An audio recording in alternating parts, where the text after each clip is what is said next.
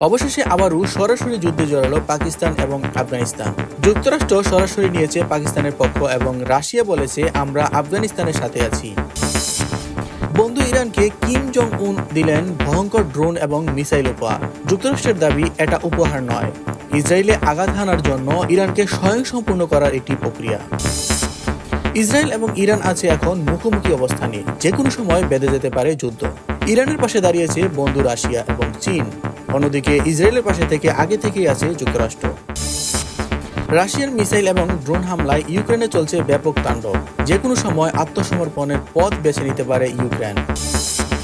দিন যত যাচ্ছে সম্পর্ক ঘনিষ্ঠ হচ্ছে ইরান, রাশিয়া এবং চীনের। এই তিন দেশের ঘনিষ্ঠ সম্পর্ক নিয়ে ভীষণভাবে উদ্বিগ্ন যুক্তরাষ্ট্র। আসসালামু আলাইকুম, এতক্ষণ শুনছিলেন সংবাদ শিরোনাম, এখন শুনবেন বিস্তারিত। অবশেষে আবারও রক্তক্ষয়ী সংঘাতে জড়িয়ে পড়েছে পাকিস্তান ও আফগানিস্তান। সীমান্ত জুড়ে এখন চলছে তীব্র লড়াই, গোলাগুলিতে কেঁপে উঠেছে পাহাড়ি অঞ্চল। দুদেশের সেনারা মুখোমুখি অবস্থানে, আর প্রতিদিনই পরিস্থিতি আরও উত্তপ্ত হয়ে উঠেছে। যা শুরু হয়েছিল সীমান্তে ছোটখাটো সংঘর্ষ দিয়ে, এখন সেটি ধীরে ধীরে পূর্ণাঙ্গ যুদ্ধের রূপ নিচ্ছে। সবচেয়ে উদ্বেগজনক বিষয় হলো পাকিস্তান এবার সরাসরি আফগানিস্তানের রাজধানীতেই হামলা চালাতে শুরু করেছে। গতকাল ভোরে আফগানিস্তানের রাজধানী কাবুলে পাকিস্তানি যুদ্ধবিমান হামলা চালায়। এতে ব্যাপক ধ্বংসযজ্ঞ ঘটে, বহু বেসামরিক মানুষ হতাহত হয়েছে, ধ্বংস হয়ে গেছে শতাধিক ভবন। আজকেও সেই হামলা অব্যাহত রেখেছে। আকাশে পাকিস্তানি যুদ্ধবিমান টহল দিচ্ছে, মাঝে মাঝে বোমা নিক্ষেপ করছে শহরের বিভিন্ন এলাকায়। পুরো কাবুল শহর এখন আতঙ্কের শহরে পরিণত হয়েছে। অন্যদিকে আফগান বাহিনীও পাল্টা জবাব দিতে শুরু করেছে। সীমান্তে মোতায়েন করা হয়েছে ভারী অস্ত্র, আর দেশের অভ্যন্তরে জরুরি অবস্থার ঘোষণা করা হয়েছে। আফগান সরকার বলেছে পাকিস্তান সরাসরি যুদ্ধ শুরু করেছে, আর এর পেছনে রয়েছে যুক্তরাষ্ট্রের অর্থনৈতিক সমর্থন। বিশ্ব রাজনীতিতে এখন তীব্র উত্তেজনা। যুক্তরাষ্ট্র প্রকাশ্যে পাকিস্তানের পাশে দাঁড়িয়েছে, আর রাশিয়া জানিয়েছে তারা আফগানিস্তানের পক্ষেই থাকবে। যদিও কেউ এখনো অস্ত্র বা সরাসরি সহায়তা দেয়নি, তবুও তাদের অবস্থান যুদ্ধকে আরও জটিল করে তুলেছে। বিশ্লেষকরা বলছেন এই অবস্থায় সংঘাত থামানো না গেলে এটি শীঘ্রই পূর্ণাঙ্গ যুদ্ধে পরিণত হবে। জাতিসংঘ ইতিমধ্যে গভীর উদ্বেগ প্রকাশ করেছে, তবে এখনও কোনো কার্যকর পদক্ষেপ দেখা যায়নি। সীমান্তে সেনা মোতায়েন বাড়ছে, আকাশে টহল দিচ্ছে ড্রোন এবং প্রতিদিনই বাড়ছে হতাহতের সংখ্যা।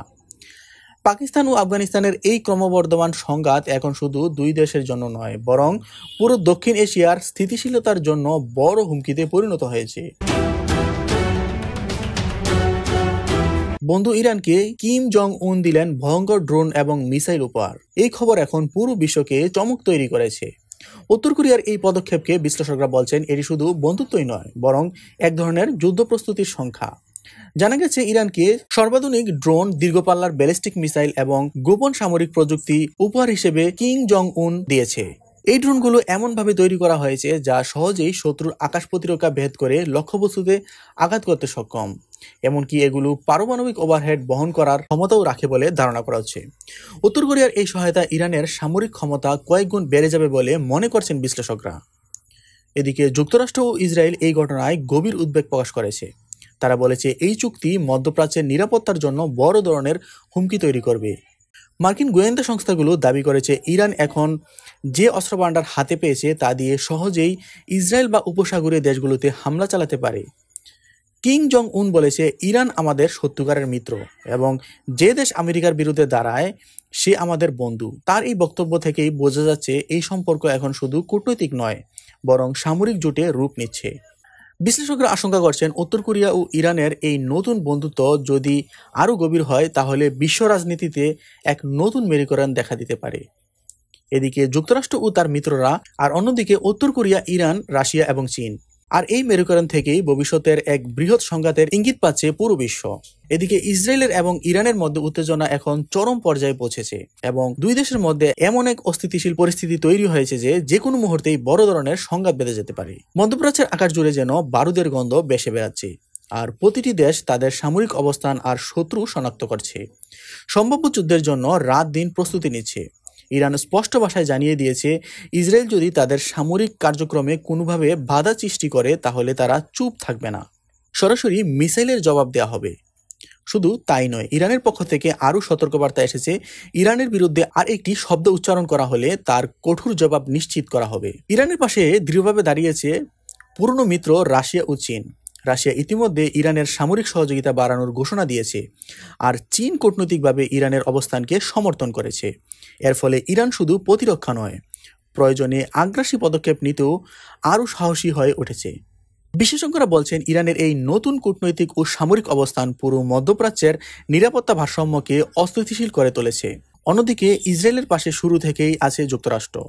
ওয়াশিংটন বারবার জানাচ্ছে ইসরায়েল নিরাপত্তা রক্ষার জন্য তারা সর্বাত্মক সহযোগিতা করবে এবং প্রয়োজনে সরাসরি সামরিক সহায়তা পাঠানো হবে।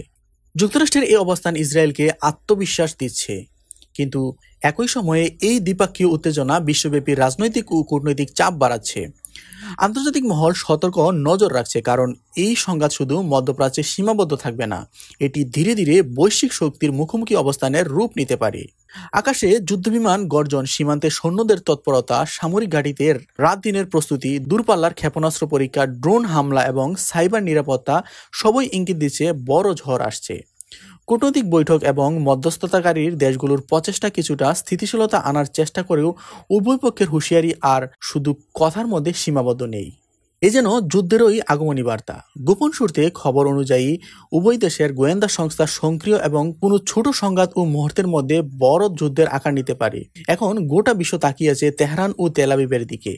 বিশেষজ্ঞরা বলছেন, একটিমাত্র ভুল পদক্ষেপ মধ্যপ্রাচ্যের মানচিত্র সম্পূর্ণভাবে বদলে দিতে পারে, আর সেই প্রভাব ছড়িয়ে পড়বে রাজনৈতিক, অর্থনৈতিক, সামরিকভাবে বিশ্বব্যাপী। পেট্রোলিয়াম বাজারে অস্থিতিশীলতা, রাজনৈতিক বাণিজ্য প্রবাহ, শরণার্থী সংকট এবং অঞ্চল ভিত্তিক শক্তির ভারসাম্য কিছুটা একসাথে ঝুঁকির মধ্যে আছে। এখন শুধু সময়ের অপেক্ষা, কখন সেই ঝড় বিস্ফোরিত হবে।